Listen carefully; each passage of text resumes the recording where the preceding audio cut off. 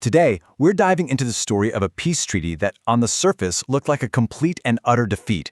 But what if that compromise was actually the single greatest victory for the early spread of Islam?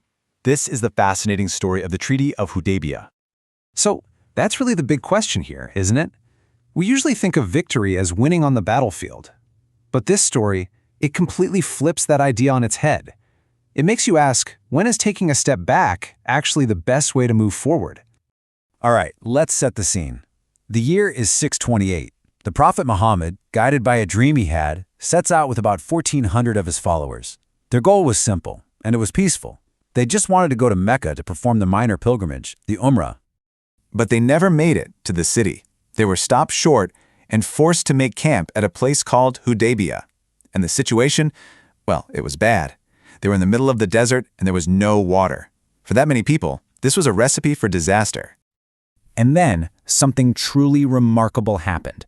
According to the accounts, the Prophet took an arrow and placed it in a well that had long gone dry, and just like that, water started gushing out, enough for all 1,400 people and all of their animals. You can just imagine the boost in morale. It was seen as this incredible sign of God's blessing on their journey.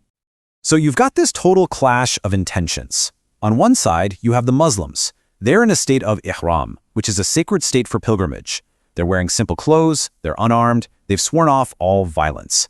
And on the other side, you've got the Quraysh, the powerful leaders of Mecca, who are basically saying, no way, you are not setting foot in this city. You can just feel how tense this whole standoff was. At one point, a rumor even spread that the Prophet's messenger had been killed. His followers all gathered under a tree and swore this powerful oath of loyalty to him, the Pledge of Ridwan. And that incredible show of unity is what finally pushed the Quraysh to negotiate. So instead of a battle, they turned to diplomacy. Okay, so let's look at the terms of this treaty, because for many of the Prophet's companions, they were just brutal. A 10-year truce? Great. But the big catch was that they had to turn back. Right now. Imagine traveling all that way, surviving in the desert, only to be told, sorry, go home. You can try again next year. It absolutely felt like a surrender. But this was the Prophet's response to all that concern and frustration. It's just this profound statement of faith and really of strategic genius. He saw something in this deal that nobody else could see yet. He saw a long-term opportunity that was worth so much more than the short-term goal of getting into Mecca that year. And here's what that opportunity was. That 10-year truce created this incredible window of peace. Suddenly, the constant threat from Mecca was off the table. And this freed up the Prophet to shift his focus from a local conflict to a global message.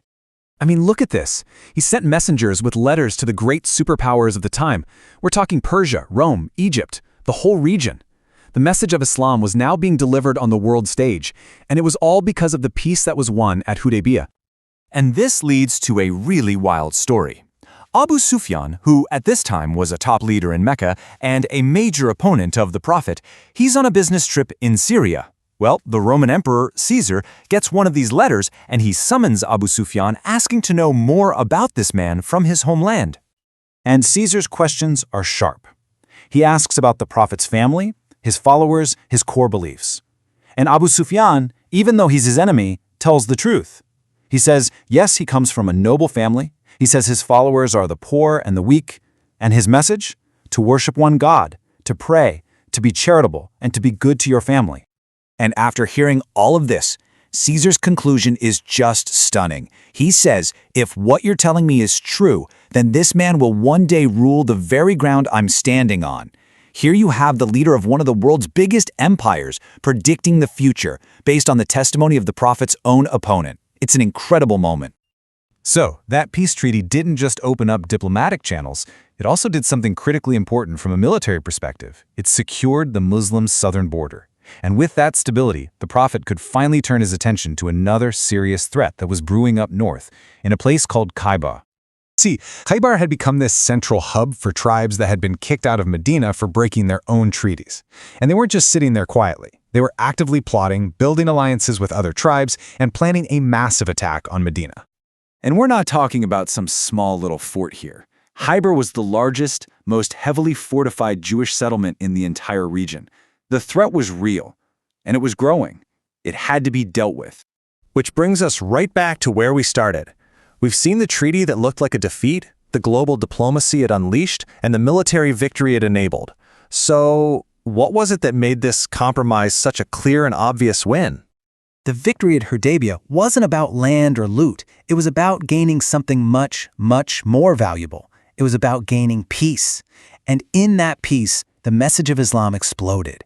It said that more people converted in the 2 years after the treaty than in the entire 19 years before it. It wasn't a concession, it was a strategic masterstroke. So, we'll end with that question.